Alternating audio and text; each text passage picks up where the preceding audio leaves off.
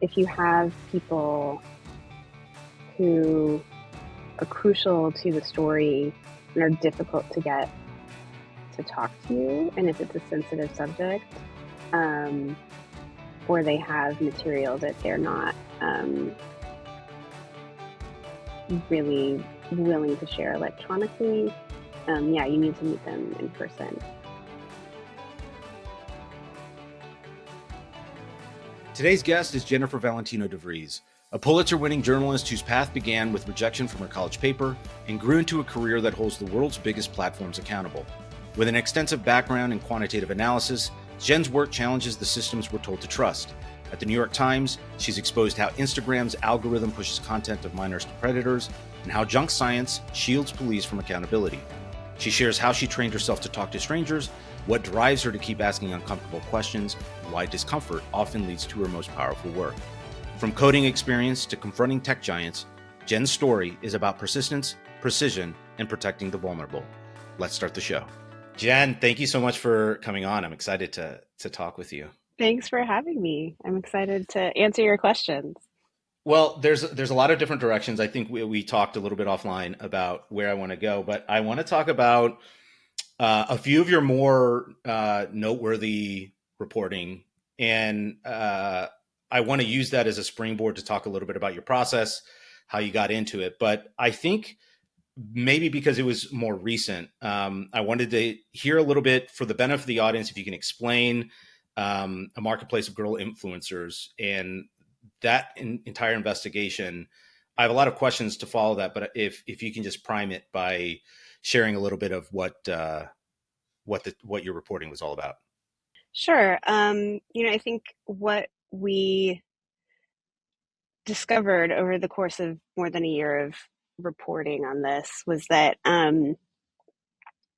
influencer culture and social media culture is having a profound effect on adolescents. And we really wanted to take a look at kind of the tip of the spear of that, right? I think a lot of people know that social media is having some sort of effect on young people. And I was interested in looking at young women and girls in particular, and how algorithms and the feedback loop that they can get into on social media might influence them to sexualize themselves, and see their value in that way, right? And interestingly, we found that there's kind of a microeconomy around this specific idea in particular. There are parents who are pushing their tween girls to be influencers, particularly on Instagram. And most of their followers, in some of these cases, are adult men. And there's an economy that has grown up around this. And unfortunately, and not surprisingly, in some cases, in the worst cases, it leads to the production of abusive imagery of these children. And so we were taking a look at this whole ecosystem.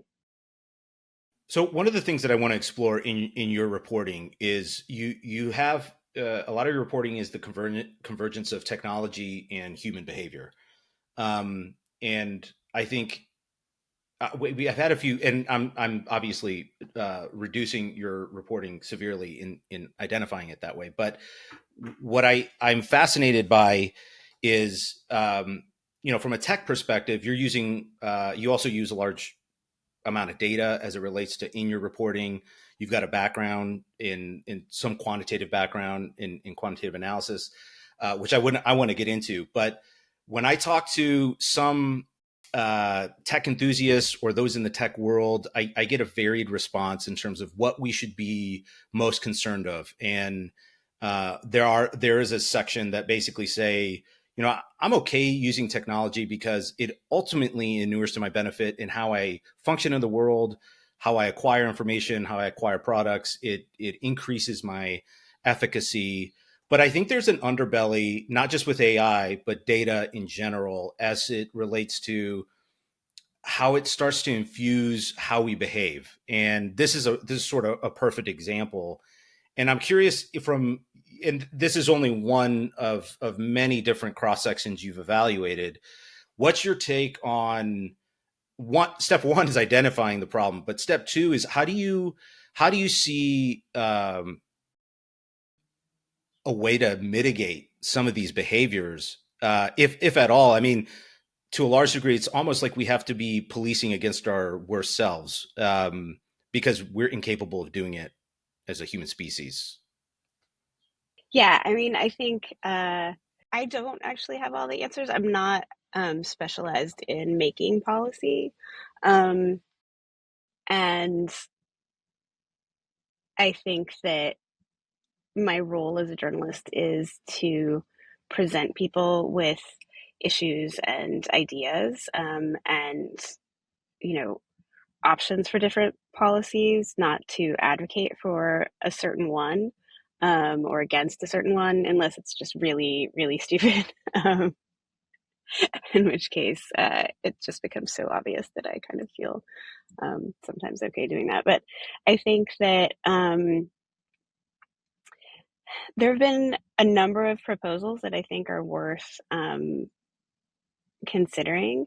I think that it's important to think about young people using things like algorithmic feeds in social media or AI, chatbots, anything that is playing on a certain type of addiction, to get people to spend more time on it. I think that there's plenty of science demonstrating that young people in particular are vulnerable um, to addiction. Um, and I think that there are some countries that are looking at limitations on social media for young people. I think that it's important for technology companies to be more transparent about what their algorithms actually do. Um, and right now, we just don't have a situation where we have any control, right? Unless you're putting your phone away, um, and not getting on these products at all, um, it's difficult to kind of avoid the addictive behaviors that they promote. Um, and of course, I mean, it's like any other product. It is a choice, um, but we do have policies that we enact as a society to make sure that people are um, healthier and not taken advantage of, particularly when they're young. And I think there are some interesting cases now. There's a case in California. It's like a huge federal case that is against Meta and a few of the other social media companies, and particularly uh, looking at what they've done as a consumer problem. So they do have a lot of protections in their products just from the First Amendment and from Section 230, um, which, you know, allows them to have things on their platform that might be harmful for some people, but, you know, they aren't necessarily going to be held liable for that. But what this lawsuit, these sets of lawsuits are doing is kind of saying that, well, actually, they promised a safe environment for kids and teens, like underage people, and they have not provided that. And instead, you know, there are these, they've made addictive platforms that are pushing kids toward more uh, self-injurious behaviors and other unhealthy behaviors. And so it'll be really interesting to see where that goes. It's actually made it through, it's survived some motions to dismiss based on Section 230 in the First Amendment. And, it's actually going to, uh, like, going through in the trial process as of right now. So I think Well, that'll be really interesting to see. well, I'm glad that you brought that up because if I remember 230 correctly, it's effectively arguing that these tech companies function as a public forum, public square for people to interact with freedom of expression. But that sort of that's based on sort of a static linear public forum, not one that's algorithmically supercharged in a lot of ways, right? And that leads me to the idea that while I'm not, I can appreciate your stance that you're not here to present solutions, you're here to expose issues as they arise. But as it relates to solutions, I'm wondering what your perspective is relative to. I mean, there's really three ways to mitigate this. One, it falls within the companies themselves, the others within the government, and then there's self-advocacy. And Mm-hmm. I'm sure I'm missing something, but I think it sort of falls broadly in one of those three categories. Obviously, I would encourage self-advocacy, but with respect to minors and even adults to some degree who don't have good limitations or self-control, you get. I mean, gambling is a perfect example, and I think it's a fair parallel to what teens are probably exposed to relative to social media. But I'll land the plane here. My question is, and I'm sort of envisioning the Senate hearing a few years ago with Zuckerberg, where some of the questions being asked by our politicians are so antiquated, right? I mean, Yeah. our policies were not set up for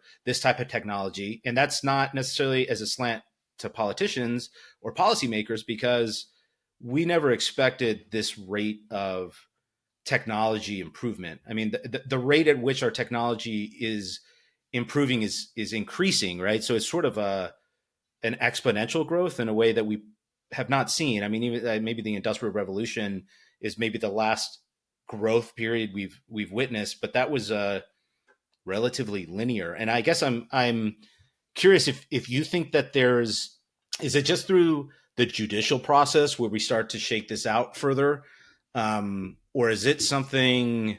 Do you think that there's ever any element of self-policing that occurs? I mean, we can That go into a companies number can of do. different.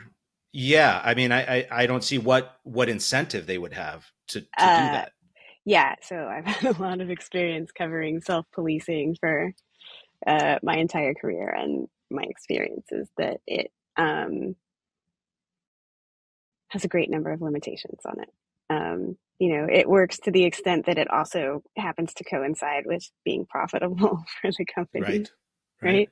right? Um, and I think you're right. Like, policy in this area has been difficult um, for a number of reasons in the US. I mean, one is that, as you mentioned, policymakers are not themselves up to date on some of the, details of this technology.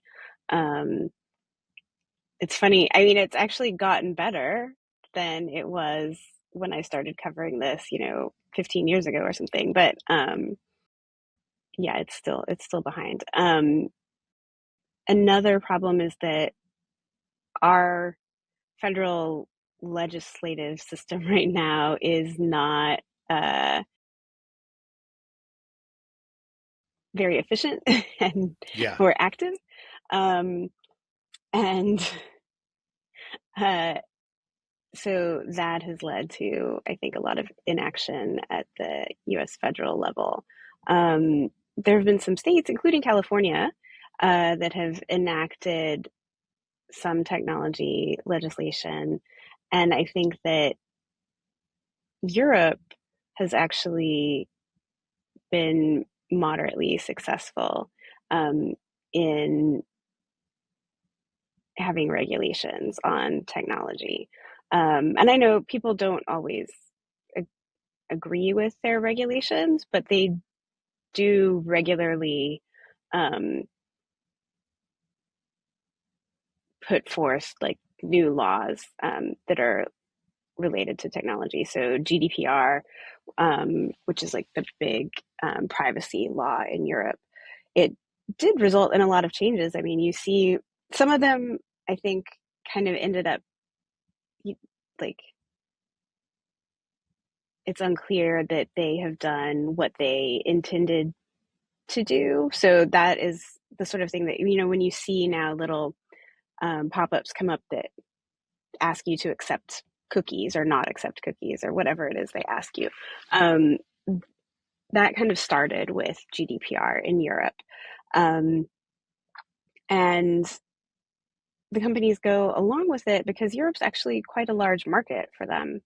Um, and yeah, I don't know that those notices actually do a whole lot, but I think that over time, their courts are actually trying to refine um, these regulations and actually make them more useful.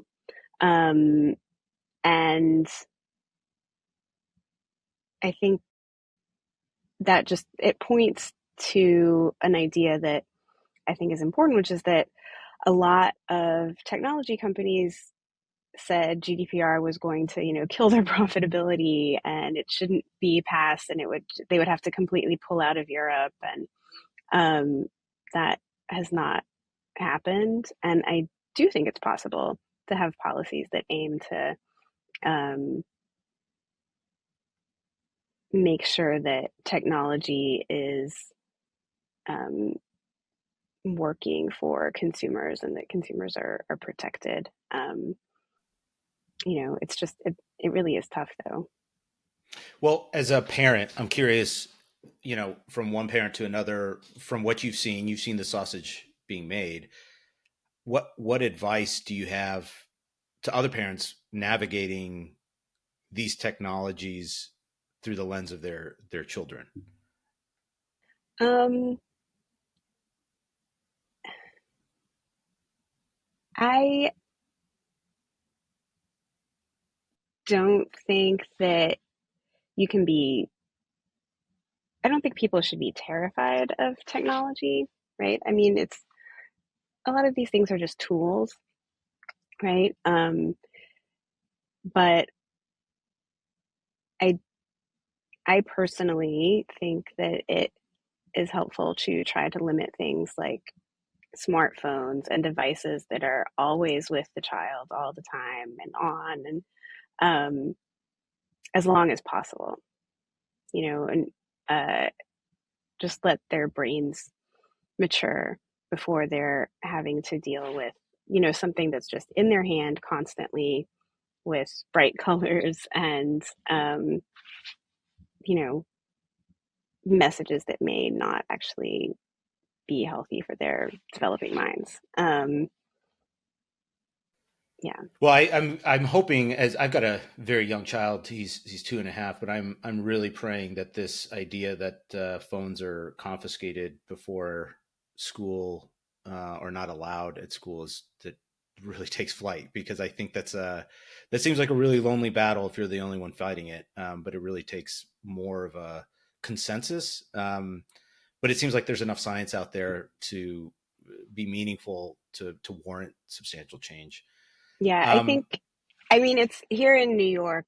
I think, yeah, a lot of the schools I'm aware of don't allow phones in the school. I'm not sure about the high schools right now, but yeah.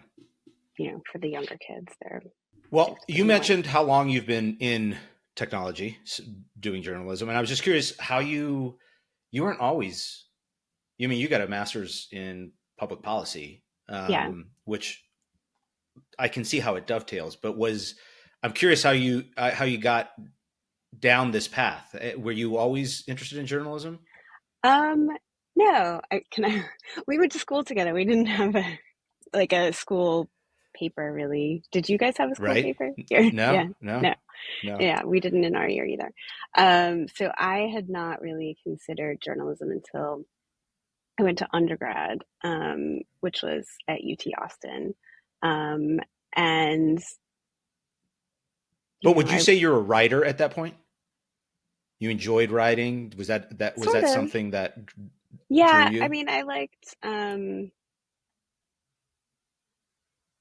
writing to some degree. I mean, like academic writing, maybe fiction writing. I had not really considered journalism. And in fact, I thought that it was, um, I figured it would be kind of easy because it's relatively easy to read, right? It's written so that normal people can read it.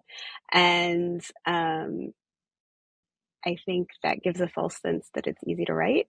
Um, and it is not. So I went down to the Daily Texan, which is the student paper at UT Austin, and thought, this seems like a decent extracurricular, like, seems fun. And I didn't get hired. Like, they had tryouts, and I did not get hired initially. I was on like the waiting list or whatever, and I was really mad. The I was first like, I waiting didn't list get you've ever hired. been on. And um, so I kept coming down there, and it turned out that the waiting list was kind of like like, this is a paper run by students, and students don't always show up in the morning to get their reporting assignments. And so if I just showed up, they would give me something to do. Um, and yeah, I figured out how to write journalistically and write clearly. But it wasn't even until, my senior year that I thought that maybe I could do this as a career. I was really indecisive. I didn't know if I wanted to go to law school, or I didn't Well, know can I what I push wanted on to that do. for 1 second? What Sure. what was what was the process like? I mean, how does a school newspaper? I have no insight into this, so this is very interesting to me. How does a school newspaper? How is it run? How do you're saying that there was stories assigned to you? So like, Hmm. how does that even work itself out? How do they know what your niche is? Are you articulating a preference? How are Um, they finding these leads? yeah. So, okay. So this was like 25 years ago, right? So I don't know what they do now. I assume it must be pretty similar, but you would go into the newsroom, which is, I think, everywhere, just like student newsrooms are dingy, and the computers are old often, and there's like some crappy couch that people, fall asleep on. And uh, but there's like a calendar of university events, right? You can just see what's going to happen that day. So that's part of the assignment, or the assignment process is, and that's true at any paper everywhere. I mean, you just have, what events are coming up. So people are going to go cover those, right? Even for business papers, who's releasing their earnings on a certain day. So that's the easiest part of it. Um, and of course, things are divided up by interest to some extent. So, if you are interested in um, writing art reviews, or uh, about architecture, or something like that, or sports, you know, you would go and try to work for those specific departments, and that is the case in professional newsrooms as well. Um, but then you're also just given assignments based sometimes on your area of expertise or your skill at um, reporting. You'll be given a more difficult assignment the more experience you have. And sometimes it's just they need somebody to go do something, right? So it's just who's there. How, how did you sharpen your skills on interviewing? I mean, because that seems like it's one thing to report on something, but then you need to get comments and input and Yeah, that was tough for me because I'm really introverted. And I would have to force myself to, call people or go up to random people and just ask them kind of what what do you think about, whatever the subject was or the event or something.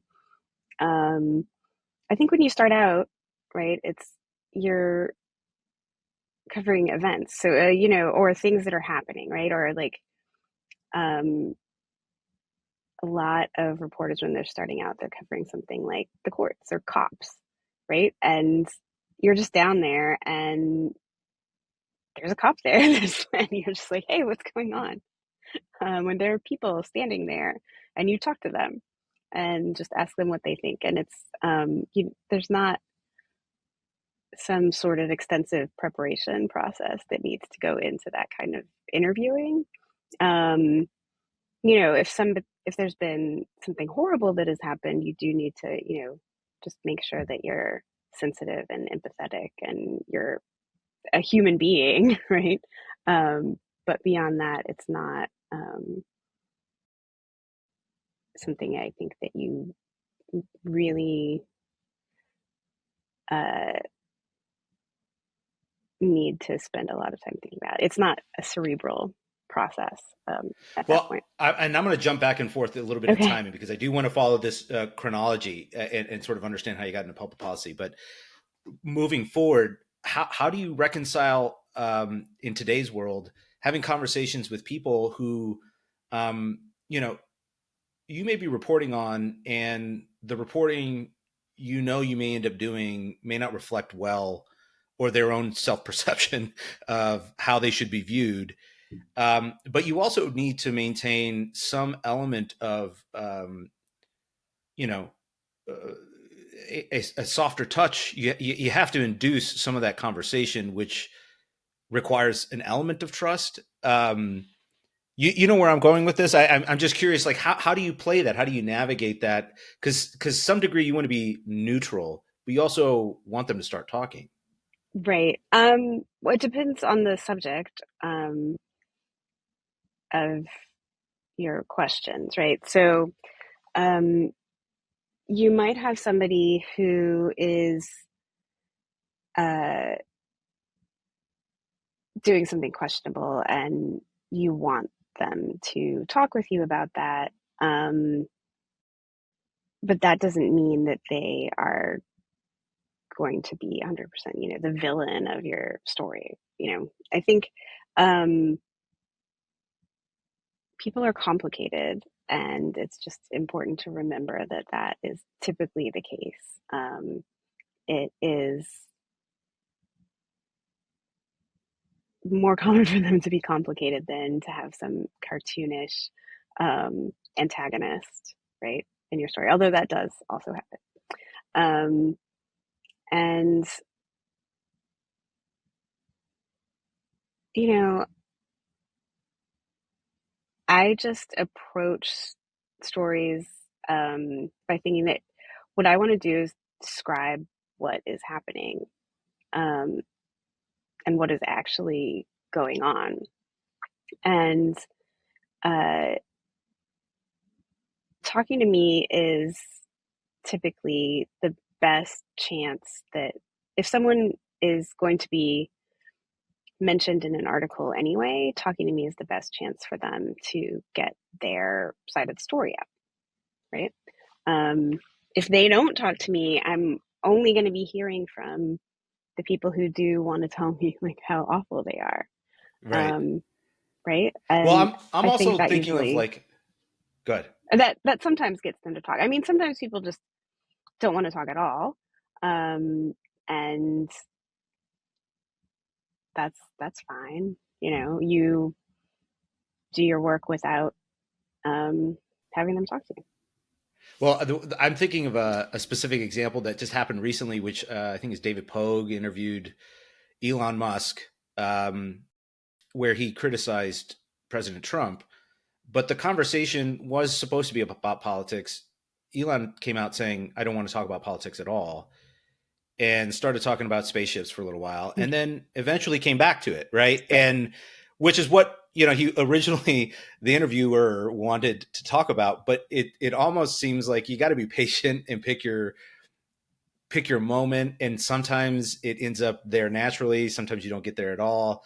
But there does need to be some, I would imagine, maybe I don't want to put words in your mouth, but some coaxing or encouragement or sniffing around the boundaries to see if they start to nibble on any of the subject matter that you want to speak about. Because I would Um, imagine there's a lot of times that it's not direct, where they may not be um, willing to defend themselves or provide their side of the story per se, mhm. but there's sort of an adjacent, take that you're seeking from them.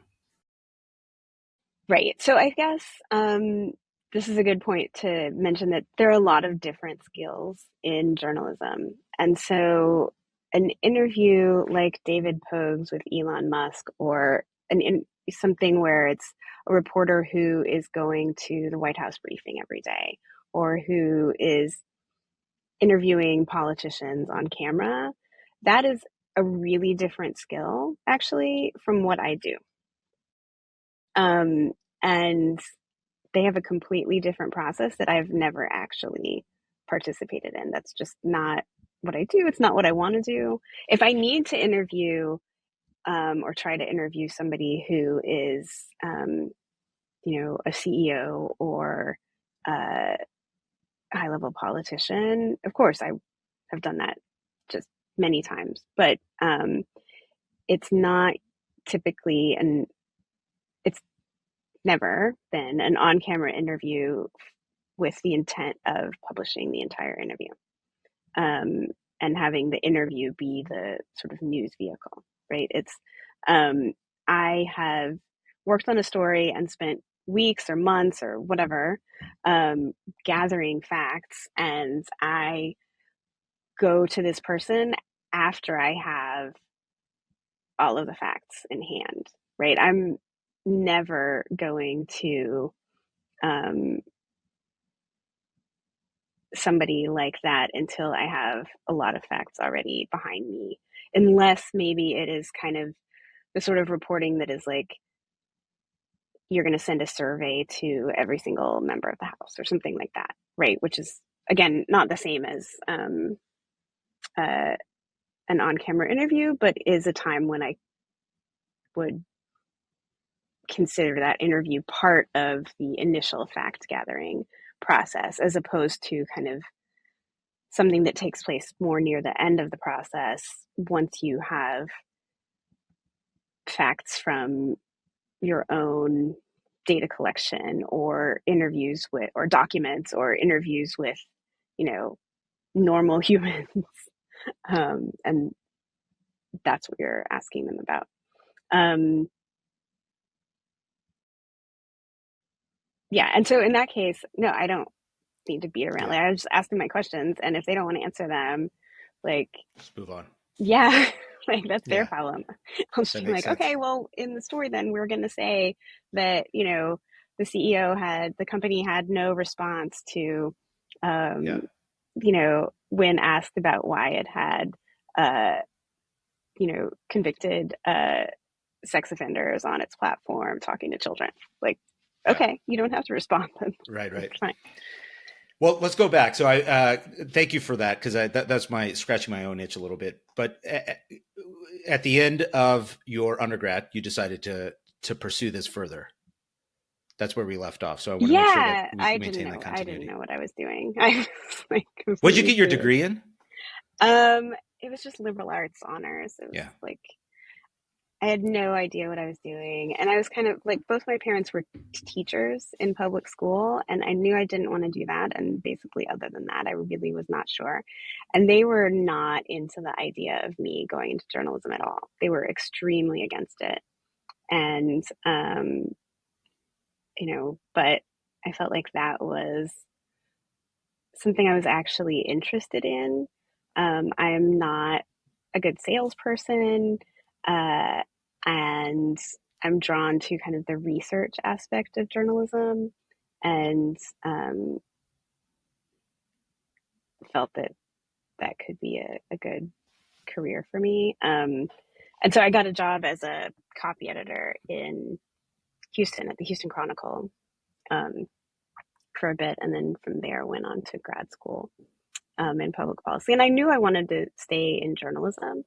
I would occasionally think of going into economics or um, some sort of research work, but journalism was just more fun. And so I went to grad school with it was a very quantitative program, and I kind of realized that that would be a good thing for me to specialize in. Well, Um, what was quantitative? Can you break that down a little bit more? yeah, so it was a public policy program, and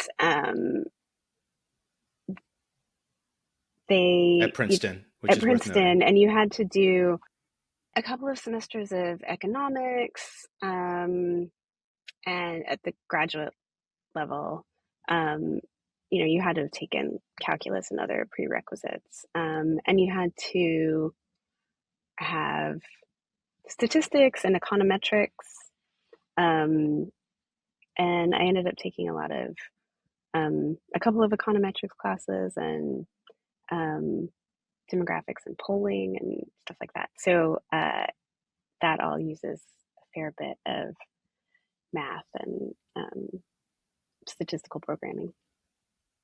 What were you envisioning the use of those skill sets in journalism?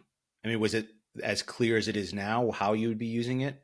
Because this was 2003 But ish, 5 yeah, ish. so yeah, I graduated in '05. It was not, I thought for a while I wanted to do international reporting, but then that didn't really pan out. I know there are people who do great work internationally, but when I had some internships and found that um, even though I was pretty good at languages, I just didn't feel like I could go as deeply on issues as I can in my native language, right? So writing for an English audience and um, working with um, kind of government and business entities that are doing their work in the language that I'm most comfortable in, I think is important for my ability to get in and see sort of patterns and spot wrongdoing. And, because a lot of times that sort of thing is really subtle. And how are you using data now? I use data all the time and statistics, but it varies depending on the project. So, uh, in the set of stories we were talking about, um, where we were looking at girls on social media, um, one of the things we did was set up a sort of experiment where we ran um, ads on Instagram that had an image of a child on them. It was anonymous. It was a child from the back. Um, and this was based on a tip, but can I make this a long story short? We found basically that the algorithm, even if we were asking for these ads to be delivered to people who were interested in things like childhood, cheerleading, dance, kids, female kids activities, um, that the overwhelming majority of the people who got these ads, based on what the algorithm was deciding would get the most engagement, um, they were sent primarily to men.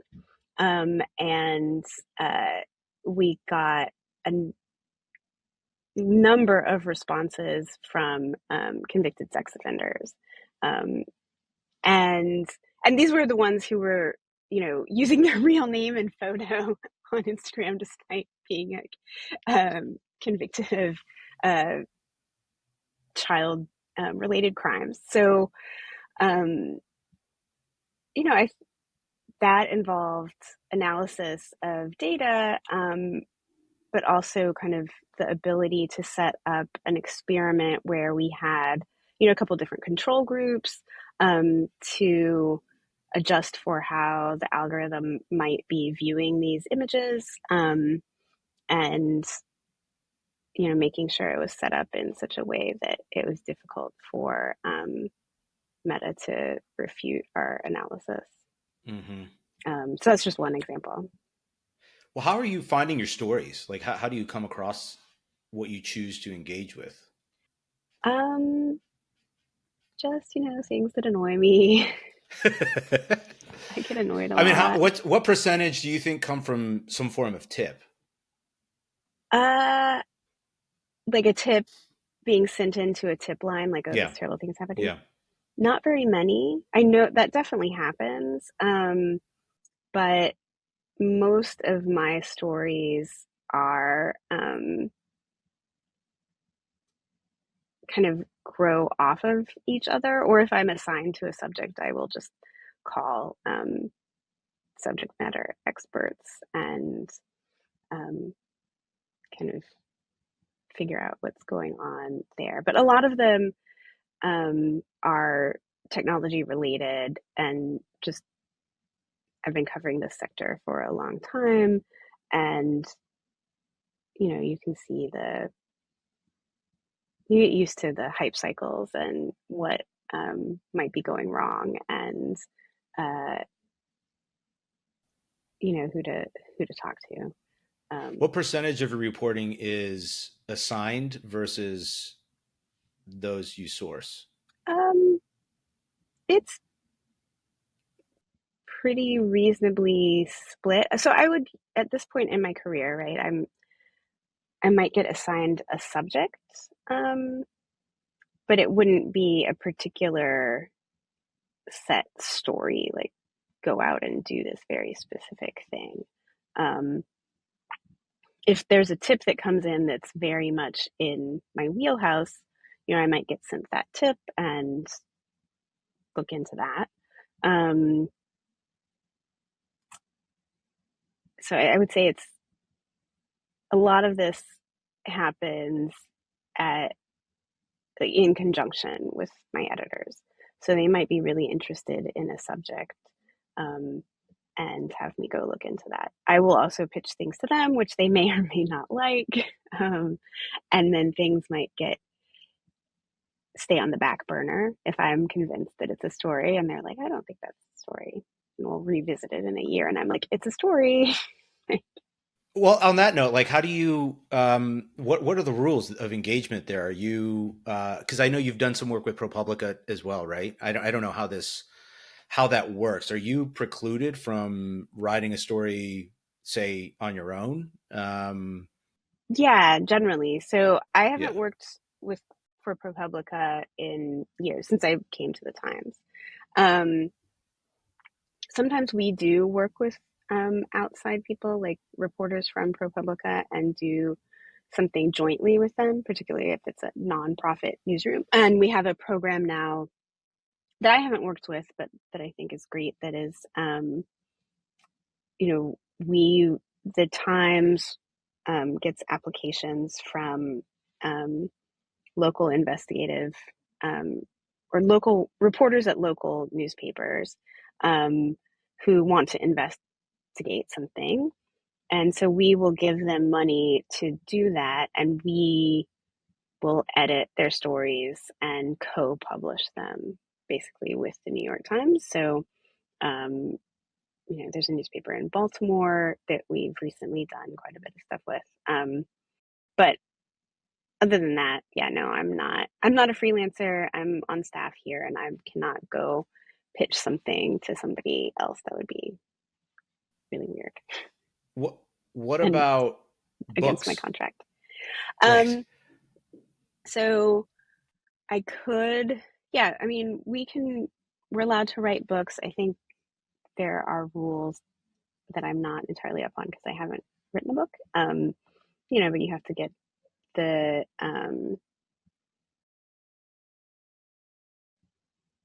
Times, I think, has to sign off in some manner, but this is getting a little bit outside my expertise just because I haven't done it before. But people write books Yeah. here all the time. How are you?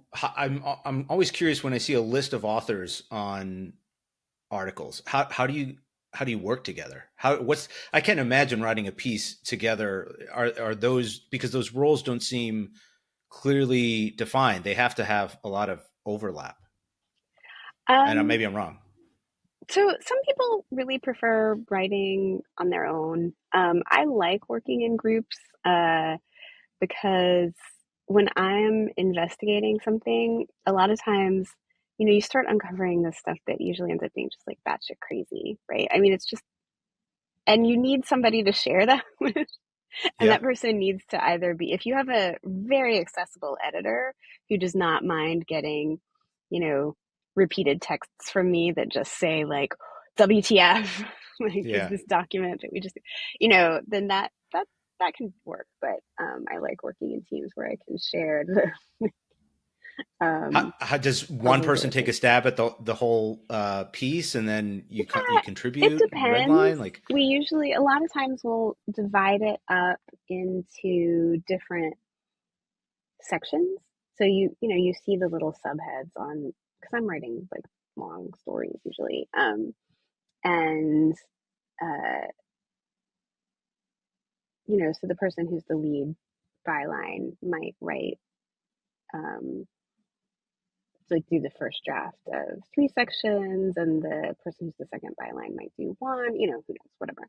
Um, or you have the lead byline person is writing most of the story, but the other person is writing like a few paragraphs that are really like their area of expertise. Um, but sometimes, you might be getting that byline just because you um, did a lot of reporting work and you basically handed in like a memo that's like summarizing your findings and putting in any interesting quotes that the person who's writing the story up can insert. So just really, it depends on the situation and kind of what the findings are. You know, I like working in groups, and then you go back and forth, and uh, we're all professional writers, right? So when we have critiques of each other's work, it's usually pretty specific. It's not like I just don't like this, that isn't helpful. So it'll be like, this sentence is unclear after this comma, like, or what are you referring to? I mean, so it's, some people deal with it better than others. It's not like, I mean, I get grumpy, but sure, whatever. it's work after all. Yeah. How have you seen journalism shift since you started till now? And I'm just sort of going off of the dingy couch and the computers, but that's not the world anymore. I mean, are you guys in the office working these stories? How often are you out in the field trying to um, track stuff it down? again really depends on the story and the person, and the beat that the reporter's on. I am in the office a lot. A lot of my work is um, on the phone or text or signal messages or data. Um, I do travel to do interviews. I do think if you have people who are crucial to the story and are difficult to get to talk to you, and if it's a sensitive subject, um, or they have material that they're not really willing to share electronically, yeah, you need to meet them in person. Um, and yeah, sometimes you need to go knock on doors and annoy people. Um, but a lot of my work is done in the office. Have you ever felt your personal safety threatened, either chasing the story or as backlash to a story that may have come out? Um, I've gotten plenty of backlash on stories, but I've never felt actually threatened, um, knock on wood.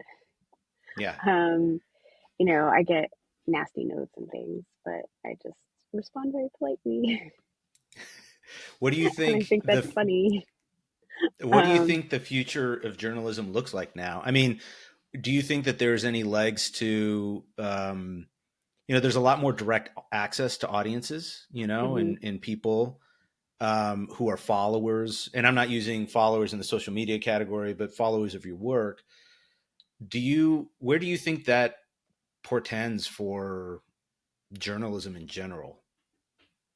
I'm a horrible prognosticator. I'm to revisit your earlier question. I mean, I think the changes in journalism have been um, felt primarily at the local level, and I think that it is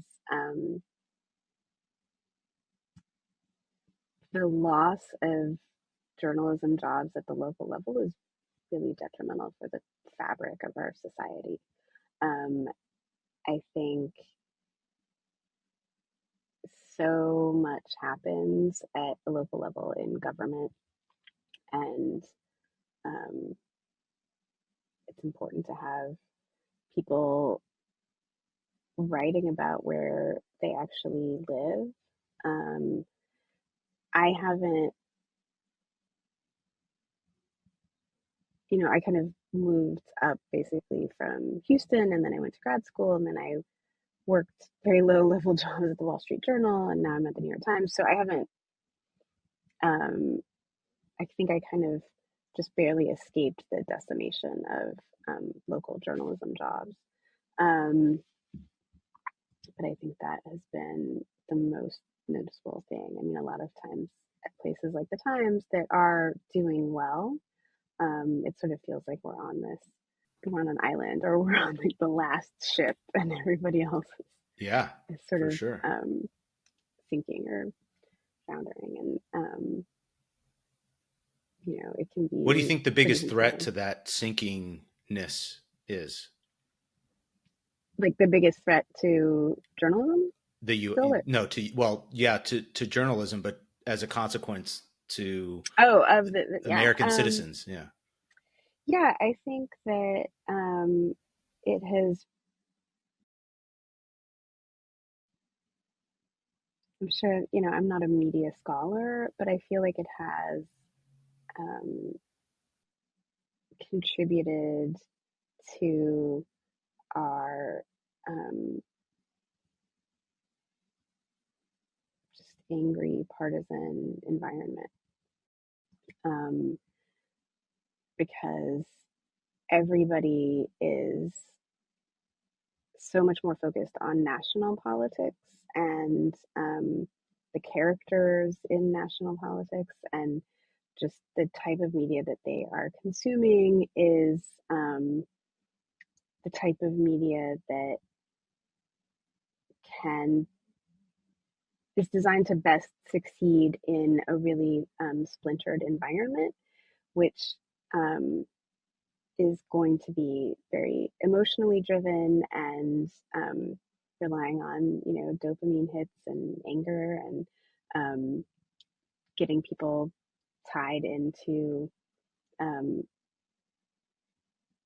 watching a particular or listening to a particular show, um, or reading a particular outlet. And you know they're not as engaged with actual people around them, um, and I think that has been really problematic. And who knows what's happening in a lot of places in the U.S. Like, I think that um, there there's just a dearth of um, good reporting on most of the places where people actually live. Yeah. I feel remiss, and I know we're coming up on time here. So, but I should have brought up obviously your Pulitzer Award. I'm just curious what was that process like to be nominated and to be awarded it as part of that team, and how has your life changed, if at all, after? Um, so, newspapers put up, or whatever, yeah, they put up projects for awards every year. And I had actually, even at the journal, as well as previously here, been a finalist for totally different projects um, a couple of times prior to winning. Um, and uh, I don't know, they take your stories and they write some sort of uh, essay to, I don't know, about them and send them off.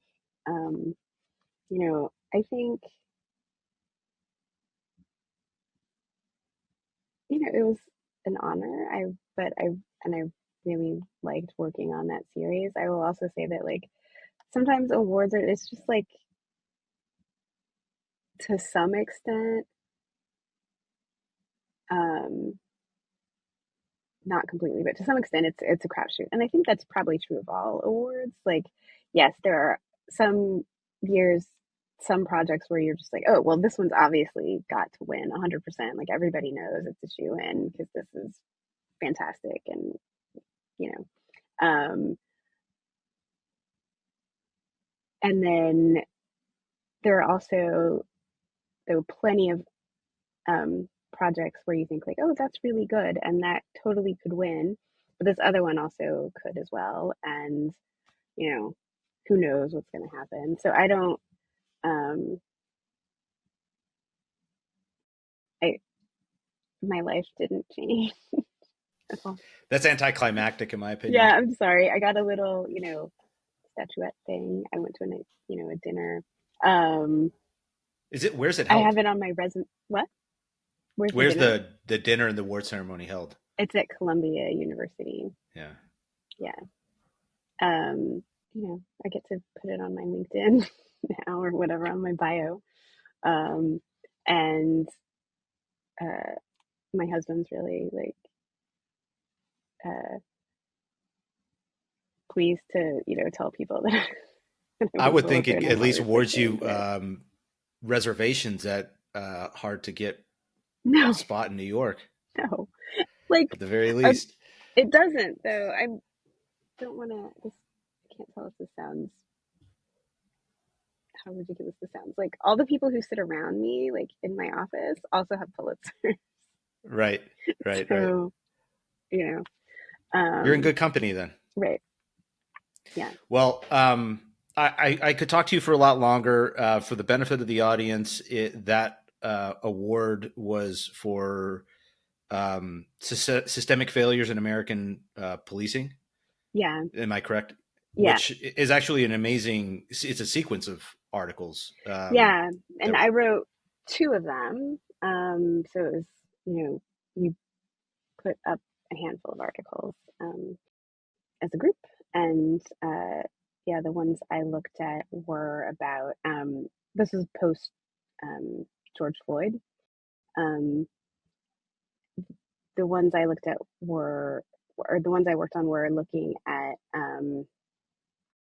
paid experts who defend law enforcement officers and have also produced a body of scientific work um, that uh, claims that people can't really be killed by being held prone um, and a lot of weight put on their body, um, and say that they'll say that one of the people like defended the officer who was ultimately convicted of killing George Floyd, um, saying in this trial that you can't kill somebody by putting them on their stomach and then like sitting on them and putting pressure on them. And the science is, uh, you know, obviously not. Obviously, there are a lot of questions about that science, and So it was looking at that and then how they tell people that, it's safe to do this. They train law enforcement officers that it is completely safe to do these things, or, to tase people in the heart, that's not going to kill them ever. Um, because, in their tests, they didn't, they were, they test things on healthy people and those healthy people don't then die.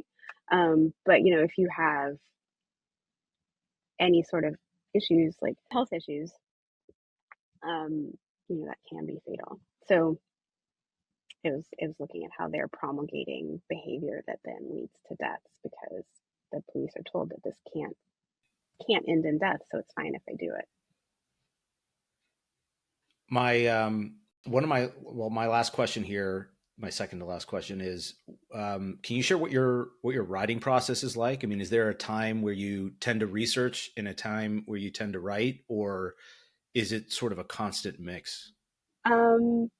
No, there's definitely a time I research and report, and then a time I write, and I don't actually. I really prefer the reporting to the writing, but my process is it's a combination of outlining and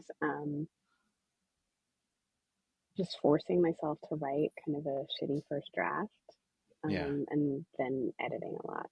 I think it's. Are you a journaler? Do you like? I mean, have No, you been a writer outside of professionally? no, Yeah, no. it's interesting to me. I I mean, when I was a kid, I tried it, but Yeah, no, I'm yeah. not a journaler. I hate going back and reading my own writing about anything besides, if Your it's reporting. been, I can read it again if it's been good enough to put out professionally. But other than that, I'm not going back and looking at what I've written. So no, I'm not a journaler. I don't write for much other than, To um, get paid. yeah, to get paid to do it when I have to. Well, Yeah. Jen, thank you so much. It's great to connect. Is there you have any closing thoughts or questions you think I might have missed?